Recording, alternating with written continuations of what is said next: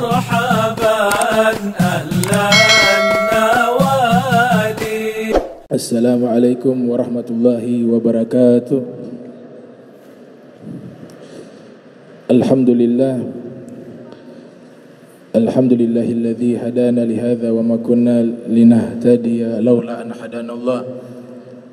ثم الصلاة والسلام على رسول الله سيدنا محمد بن عبد الله وعلى آله وصحبه ومن والاه. أما بعد، سبحانك لا علم لنا إلا ما علمتنا إنك أنت العليم الحكيم. ربي اشرح لي صدري ويسر لي أمري واحلل عقدة من لساني يفقه قولي وسدد لساني واهد قلبي بحق سيدنا محمد صلى الله عليه وآله وبارك وسلم.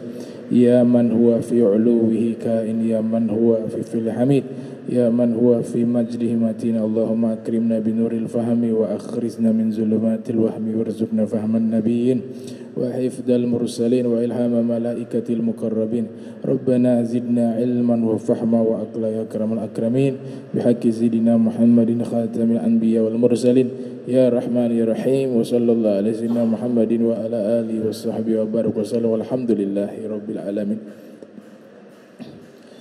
Alhamdulillah, puji syukur kehadirat Allah, salawat dan salam senantiasa tercurahkan kepada junjungan mulia Nabi kita tercinta Sayyiduna wa Maulana Muhammad sallallahu alaihi wa alihi wa barak wasallam beserta seluruh sahabat, keluarga dan umatnya. Yang saya muliakan, saya hormati Imam Masjid Al-Muttaqin Aminonci Albar. Semoga Allah panjangkan umur beliau, dijauhkan dari segala penyakit, diberikan keberkahan dan kesehatan, sehat wal afiyah bijahin nabi wa alin nabi wa awliya was salihin. Al-Fatihah. Bismillahirrahmanirrahim. Alhamdulillahi rabbil alamin arrahmanir rahim maliki yaumiddin. Iyyaka na'budu wa iyyaka nasta'in ihdinas siratal mustaqim siratal ladzina an'amta 'alaihim ghairil maghdubi 'alaihim waladdallin. Amin. Qala muallif rahimahumullah: wa kana Musa alaihi salam شديد الحدة والغضب لله تعالى، ولذا لما رجع من مناجاة ربه عز وجل ووجد قومه يعبدون العجل أخذ شعر رأس أخيه هارون بيمينه ولحيته بشماله وجره إليه توهما أنه قصر في كفهم عن عبادة العجل. Masih membahas tentang hadis la taghdab, faraddada miraran la taghdab, tentang masalah marah. Dinukilkan di antara para nabi yang memiliki watak emosional, ya, watak emosional karena Allah tidak bisa melihat ada kemungkaran di hadapan beliau langsung menunjukkan ekspresi marah dan bertindak. Di antara para nabi yang memiliki sifat tersebut yaitu Nabi Musa alaihissalam. Ya, di dalam riwayat yang sahih, bahkan mungkin satu-satunya nabi yang pernah menampar malaikat, itu Nabi Musa. Latoma Musa, ya, latoma Musa malaka. Di dalam komentar kitabnya Al-Imam Ibnu Qutaibah meriwayatkan Nabi Musa pernah menampar malaikat sampai a'war. Malaikat a'war, mata buta sebelah karena kena tamparannya Nabi Musa. Kenapa bisa malaikat merasakan dampak dari tamparan Nabi Musa, padahal malaikat di dalam hadis disebutkan malaikat diciptakan dari cahaya. Jadi penciptaan malaikat dari cahaya itu tidak ada riwayat di dalam Al-Quran. Beda dengan bangsa jin dan manusia. Allah sebutkan manusia diciptakan dari tanah, minat turab. Bangsa jin Allah sebutkan diciptakan dari percikan api. Tapi kalau kita baca di dalam Al-Quran, penciptaan malaikat di dalam Al-Quran tidak ada. Penciptaan malaikat dari cahaya itu dijelaskan oleh Nabi Muhammad SAW lewat hadis beliau. Sehingga para ulama mengatakan kalau kita mengingkari bahwa manusia tidak diciptakan dari tanah, para ulama usuluddin mengatakan kita bisa keluar dari Islam. Sebabnya apa? Sebabnya kita menyalahi firman Allah. Kesepakatan para ulama, jika kita mengingkari walaupun satu ayat di dalam Al-Quran, maka dia keluar dari agama Islam. Atau mengatakan jin itu bukan diciptakan dari api, sedangkan Allah nyatakan diciptakan dari percikan api. Khalaqal jan mimma rijim minnar. Sama hukumnya, dia keluar dari Islam. Tapi bisa bertobat. Dia bertobat, kemudian dia dianjurkan bersyahadat. Bahkan diperintahkan oleh Al-Habib Abdullah bin Husain bin Thahir dalam kitabnya Sulamun Taufik untuk dia bersyahadat kembali. Dia bersyahadat kembali. Adapun malaikat tidak disebutkan di dalam Al-Quran proses penciptaannya, sehingga kalau ada orang tidak percaya malaikat itu diciptakan dari cahaya, dia tidak keluar dari Islam. Kenapa? Berbeda dengan hukum penciptaan manusia dan jin, karena riwayat yang menjelaskan tentang penciptaan malaikat tidak difirmankan oleh Allah, namun hanya lewat lisan Rasulullah SAW. Tapi ulama ahli tasawuf mengatakan yang mengingkari hadis Nabi bisa keluar dari Islam juga. Imam Ghazali mengatakan yang meremehkan sunnah-sunnah Nabi, walaupun itu sunnah yang dianggap sepele, dianggap kecil, maka dia lama-kelamaan akan mengingkari yang wajib. Dan ini adalah orang yang kurang akal. Pernyataan Al-Imam Al-Ghazali. Nah, jadi kenapa bisa ditampar malaikat padahal malaikat diciptakan dari cahaya? Karena malaikat ketika bertemu Nabi Musa pindah hukumnya kepada hukum manusia, karena berubah wujud menjadi manusia. Kalau wujud asli malaikat berupa cahaya, tidak bisa disakiti secara fisik. Namun malaikat ketika datang menemui Nabi Musa, wujudnya manusia, sehingga Nabi Musa bisa menampar malaikat tersebut sampai awar, mata buta sebelah. Karena kekuatan para nabi melebihi kekuatan manusia biasa. Bahkan Nabi Musa pernah tidak sengaja membunuh karena begitu marahnya melihat kaumnya menyembah berhala, dipukullah satu orang.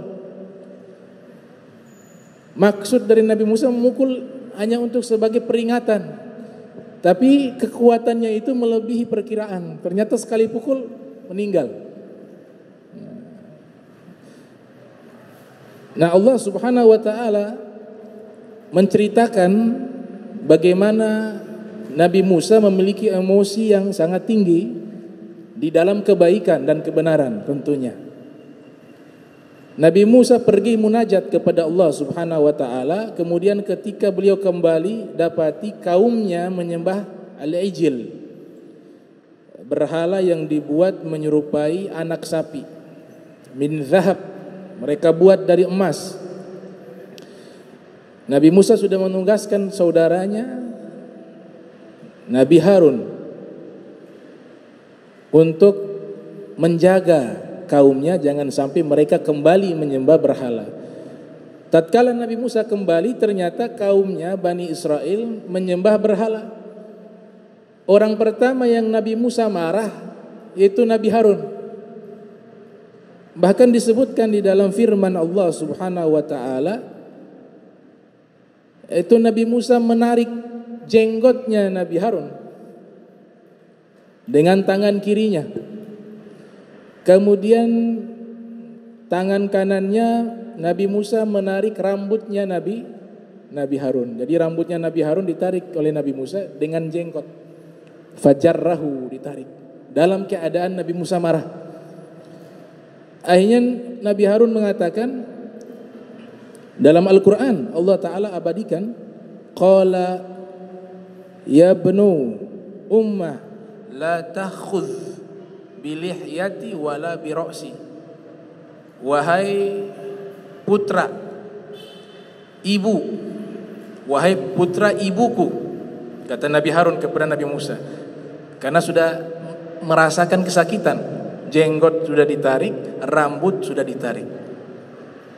Wahai putra ibuku, jangan kau tarik jenggotku dan jangan kau tarik rambutku. Itu pernyataan Nabi Harun kepada Nabi Musa. Padahal Nabi Harun ini adalah seorang nabi.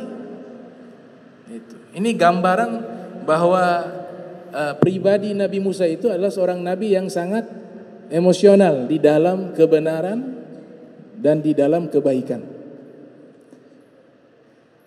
Kasus berikutnya diceritakan di dalam surat Al-Kahfi. Nabi Musa belajar kepada Nabi Khidir alaihissalam. Terjadi perjalanan kisah yang cukup panjang di dalam surat Al-Kahfi. Singkat cerita, keduanya pergi naik di satu kapal secara gratis. Pemilik kapal memberikan jasa naik kapal secara gratis. Naiklah Nabi Musa dan Nabi Khidir. Di tengah perjalanan Nabi Khidir mengambil kapak, sebagaimana yang diriwayatkan oleh Imam Qurtubi dalam tafsirnya. Nabi Khidir mengambil kapak, kemudian kapal tersebut dilobangi, dikoyak sehingga hancur itu kapal. Nabi Musa marah. Allah abadikan di dalam surat Al-Kahfi, fantalaqa hatta idza rakiba safinata kharaqaha qala akhraqtaha litughrika ahlaha laqad ji'ta syai'a imra. Keduanya naik kapal gratis, tidak dibayar. Tahu-tahu di tengah perjalanan kapal tersebut dirusak oleh Nabi Khidir. Nabi Musa mengatakan, wahai Nabi Khidir, apakah engkau mau menghancurkan ini kapal, mau merusak ini kapal dan menenggelamkan penumpang yang ada di atas kapal?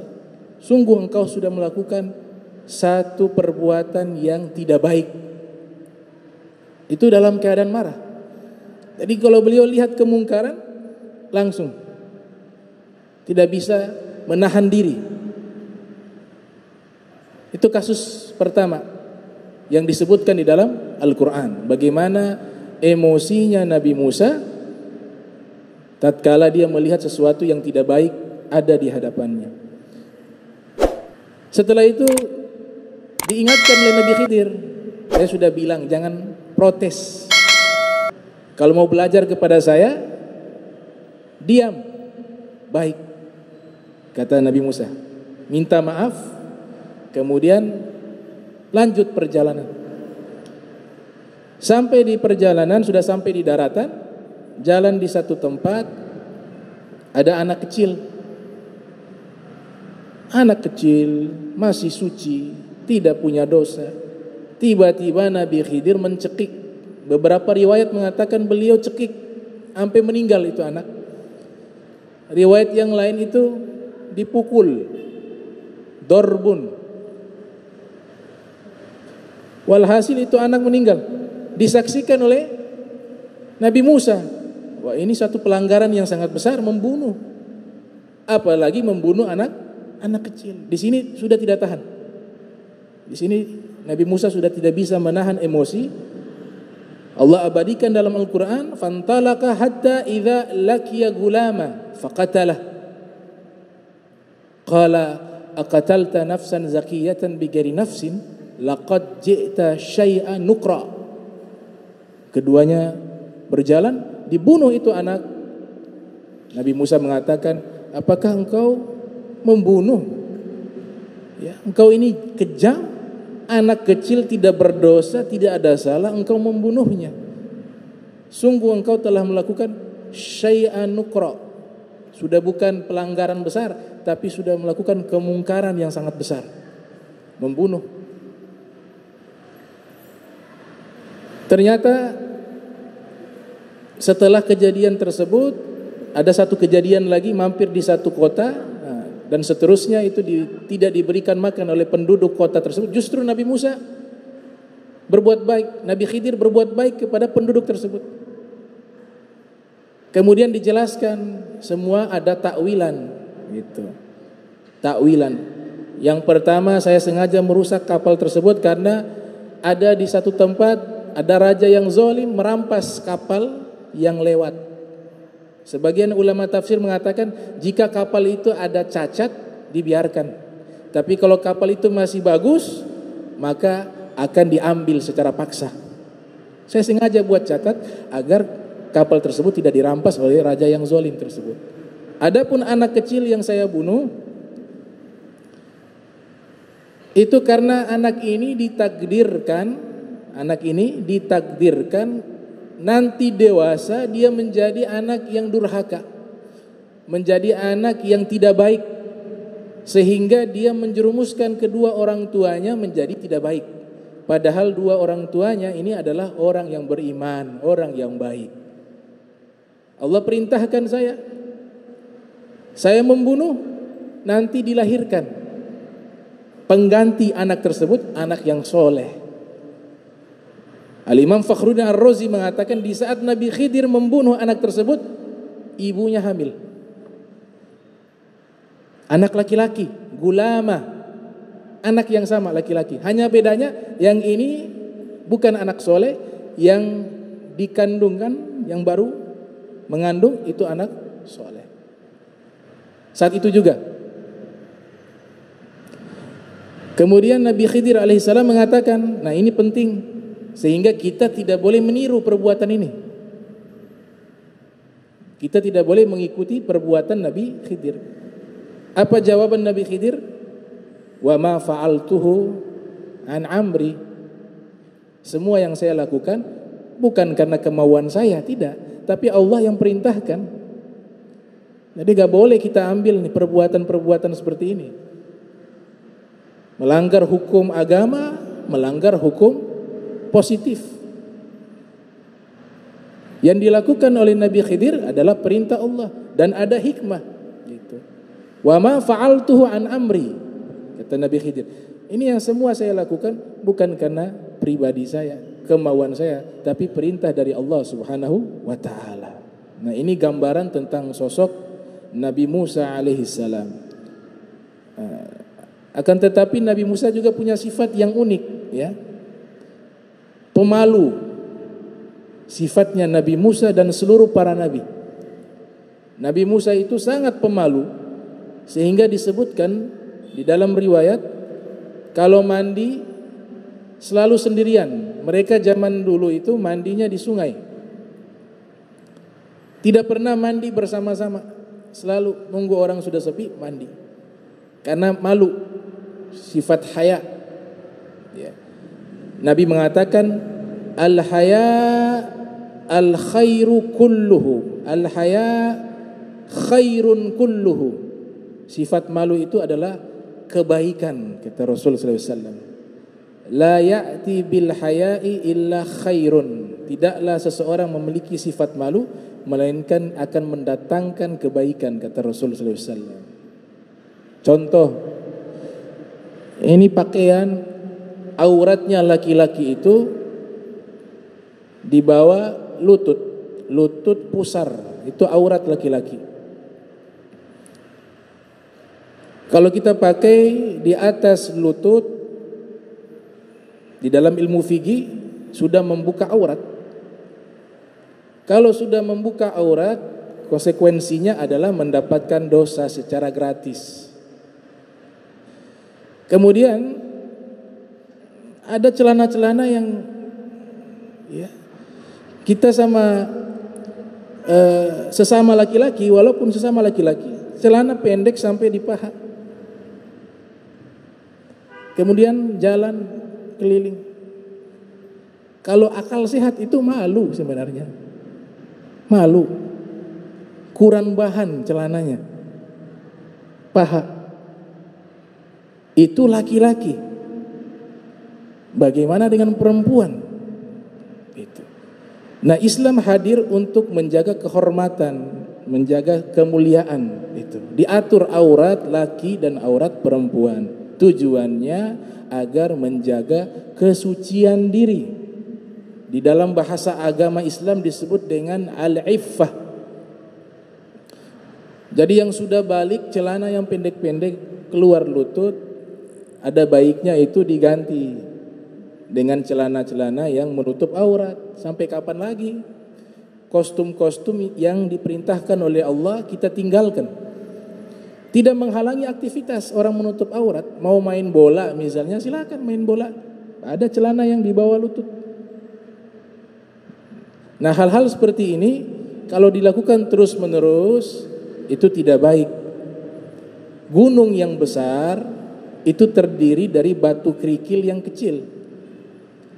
Artinya dosa yang kecil namun dilakukan secara istiqomah, lama-lama menjadi besar. Istiqomah di dalam dosa. Itu. Nah, itu etika hukum di dalam ajaran kita, ajaran Islam.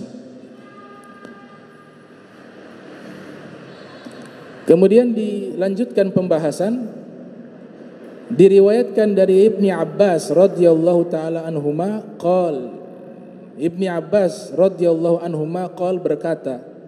Jadi Ibni Abbas ini adalah sepupu Nabi. Ayahnya bernama Abbas.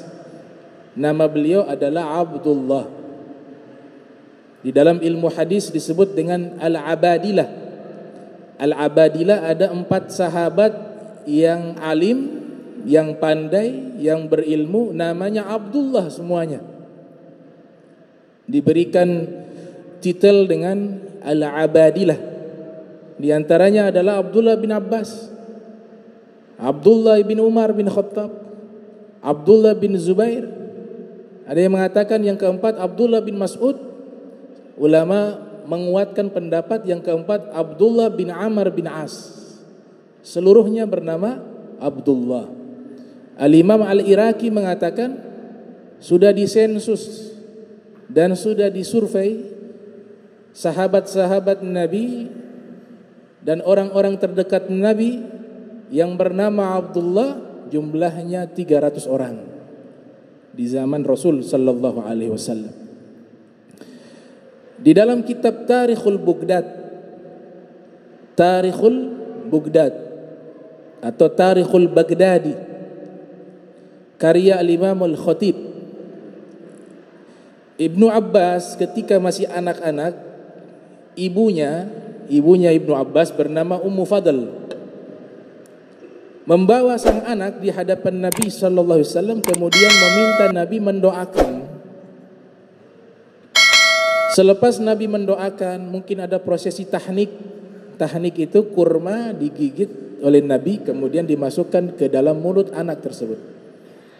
Itu juga sunnah kepada orang-orang solihin, para ulama yang soleh, ditahnik. Nabi kasyaf. Jadi Allah buka tabir bisa melihat masa depan. Ketika memandang anak kecil yang pada waktu itu Abdullah bin Abbas. Nabi katakan idhabi bi abi khulafa. Pergilah, silakan kembali. Ini adalah bapa moyangnya para khalifah. Bapa moyangnya para khalifah.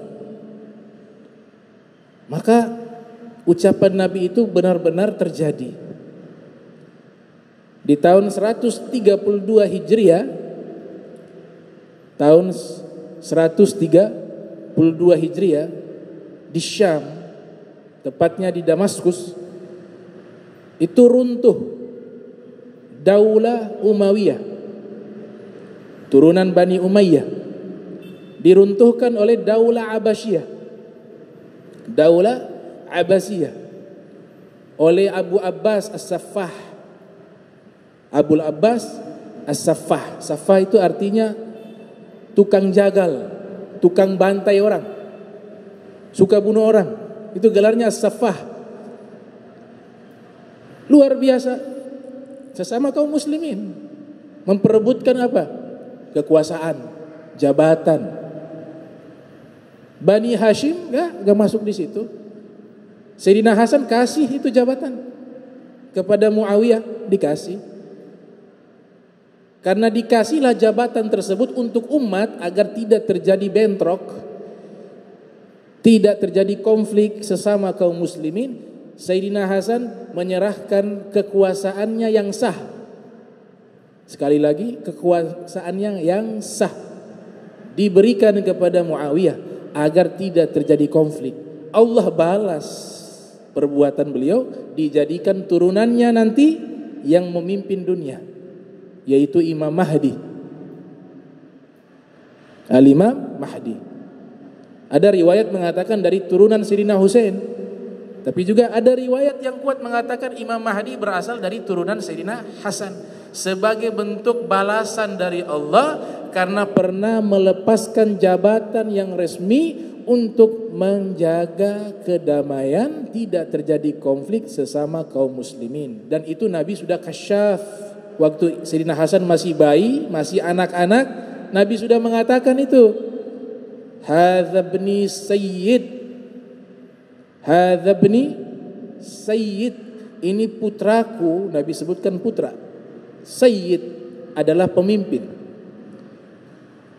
Yuslihullahu subhanahu wa ta'ala bihi baina fi'atain azimatain minal muslimin. Dengan sebab dia, Sayyidina Hasan, Allah mendamaikan dua kelompok besar kaum muslimin yang akan bertikai. Itu terjadi.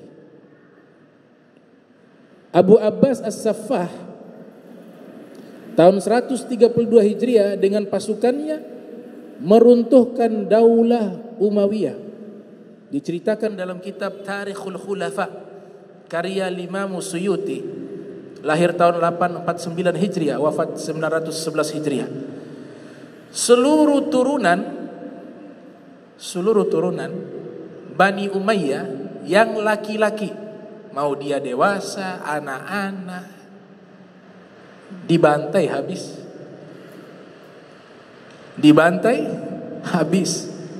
Yang perempuan saja dibiarkan hidup. Kenapa?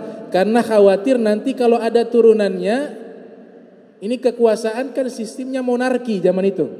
Monarki mengadopsi sistemnya Romawi dan Persia. Jadi sistem kerajaan khilafah di zaman itu masih monarki. Kalau ayah sang raja meninggal diganti oleh anak, gak boleh orang lain.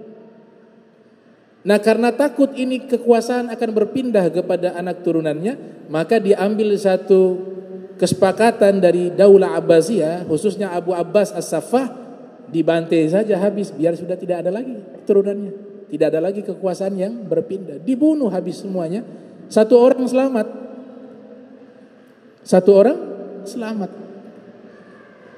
Ia lari, dikejar, namanya Abdurrahman Ad-Dakhil. Abdurrahman Ad-Dakhil. Dia lari sampai ke mana? Afrika. Dari Syam, Damaskus, kalau sekarang negara Suriah, dia lari sampai ke Afrika. Kenapa larinya ke Afrika? Ibunya orang Afrika, suku barbar. Lari, menyelamatkan diri sampai ke Afrika.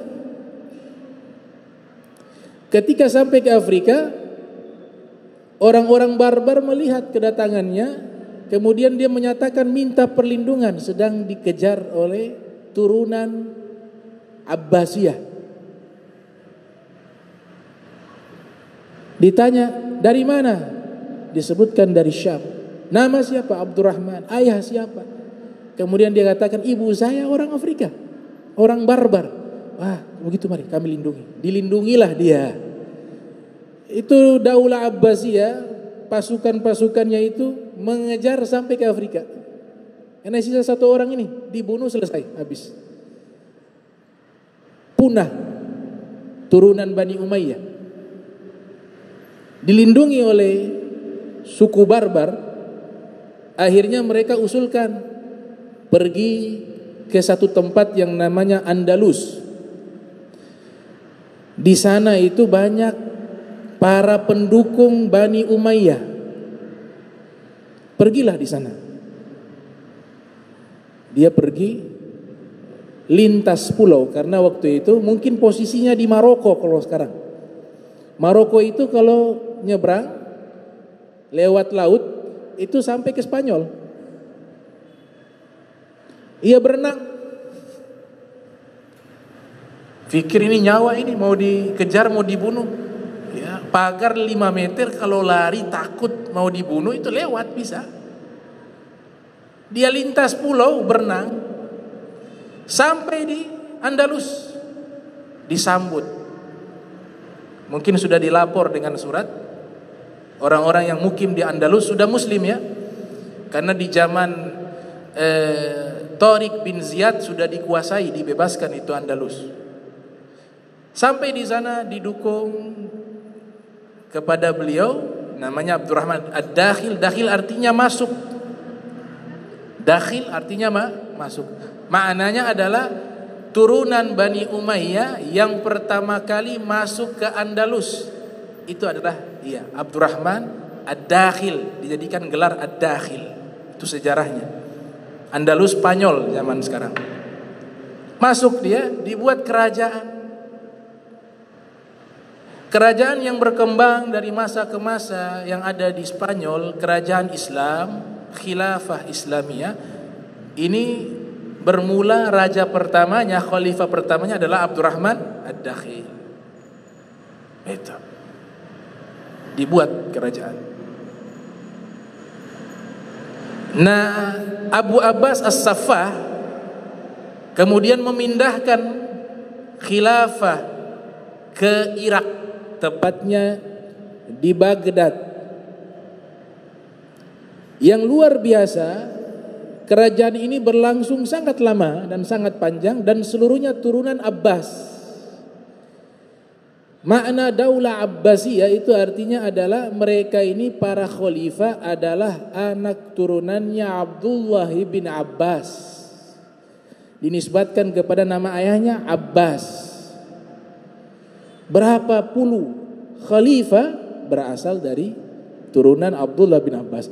Masih kecil Nabi sudah mengatakan, silakan kembalikan ini anak, ini adalah bapa moyangnya para khalifah, kata Rasul sallallahu alaihi wasallam.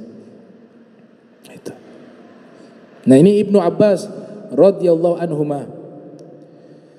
Kemudian Nabi sallallahu alaihi wasallam pernah mendoakan kepada beliau agar paham tentang ilmu agama. Allahumma faqihhu fiddin. Ya Allah, berikanlah pemahaman kepadanya tentang agamanya. Maka beliau salah satu ulama us-sahabah, termasuk ulamanya sahabat, yaitu Abdullah bin Abbas. Nabi memberikan julukan dengan Turjamanul Quran.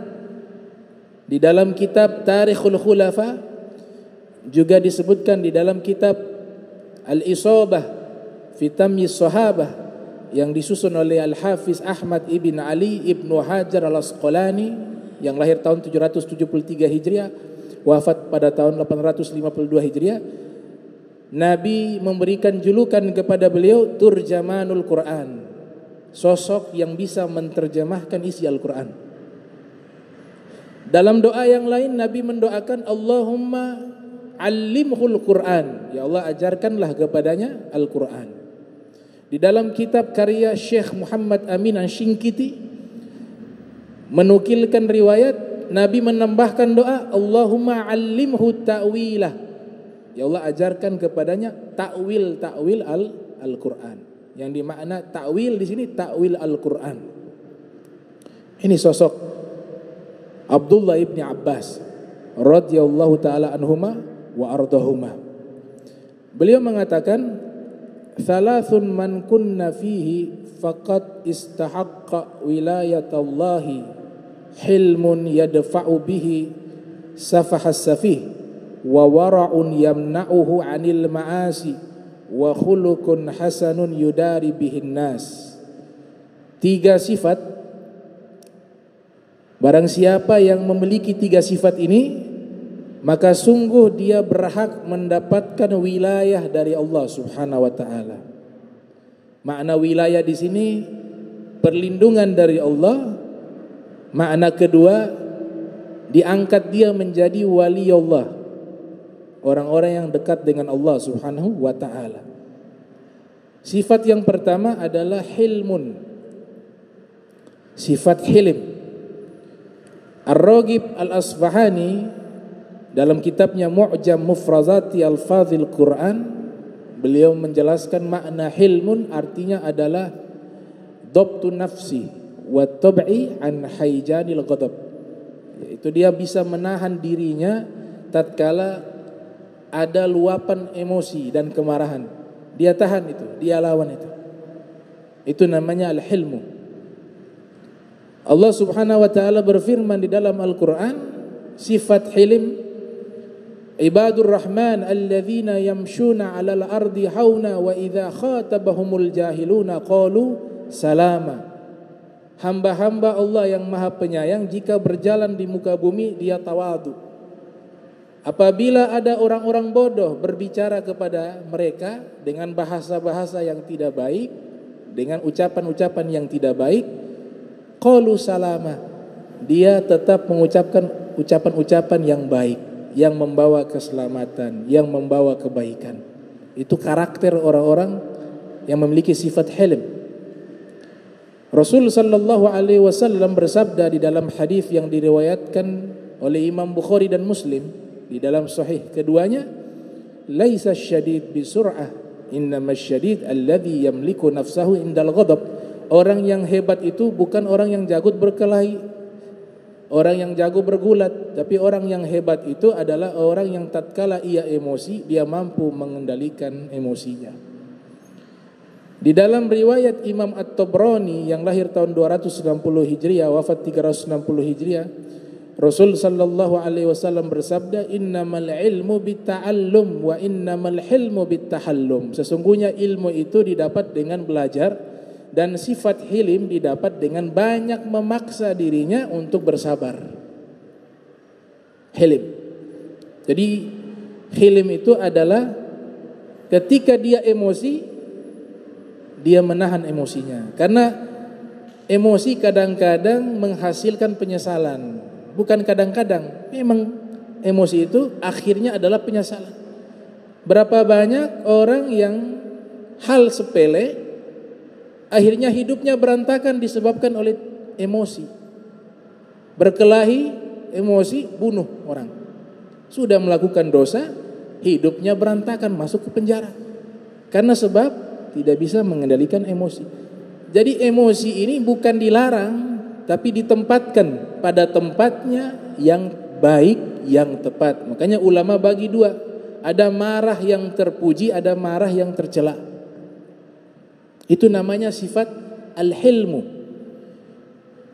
Dan Allah Ta'ala menyebutkan di dalam Al-Quran sebanyak 11 kali sifat tersebut.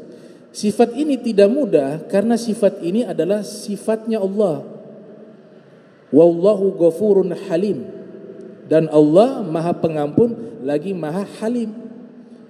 Halimnya Allah menunda azab, diberikan kesempatan bertobat.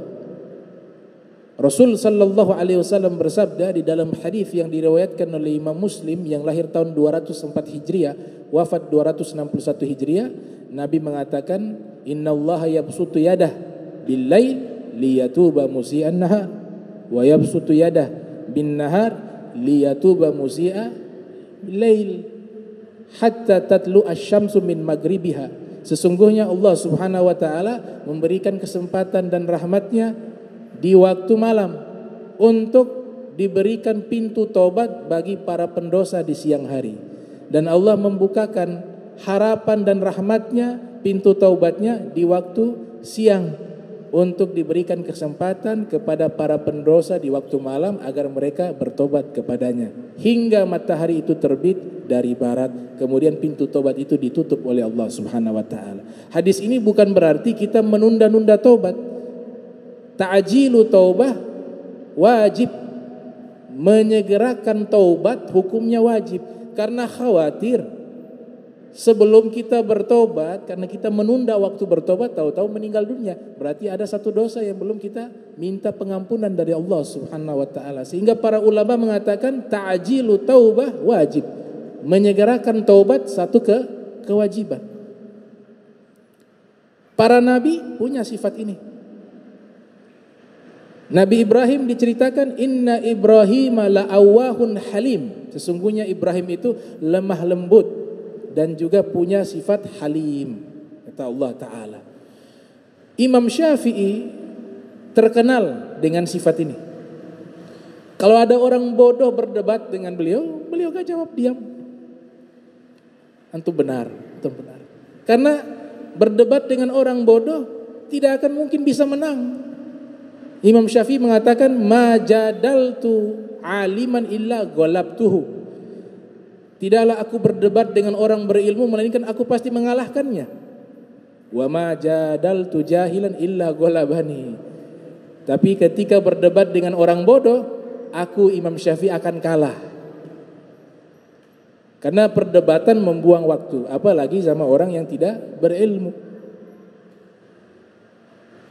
Cara yang diajarkan oleh Imam Syafi'i, jika ada orang yang suka debat, suka berbantah-bantah, caranya jawaban terbaik diam. Imam Syafi'i katakan dalam syair, "Idza nataka as-safihu fala tajibhu, fa khairun min ijabatihi sukutu, fa in kallamtahu farajta anhu, wa in khallaitahu kama dan yamutu." Imam Syafi'i mengatakan, apabila orang bodoh berbantah-bantah, ajak debat dirimu, jangan dijawab. Maka sebaik-baiknya jawaban bagi dia adalah diam. Jika engkau merespon orang tersebut, maka dia makin ngaur berbicaranya. Tapi jika engkau diam, dengan sendirinya dia akan mati terdiam. Kemudian juga Imam Syafi'i mencontohkan hal tersebut langsung di hadapan murid-muridnya. Dan juga ada orang-orang yang kadang-kadang azak berdakwah, mengajar tidak dengan dasar ilmu, yang keluar adalah hal-hal yang ajaib. Dia mengajar tidak dengan dasar ilmu, yang dia sampaikan hal-hal yang ajaib.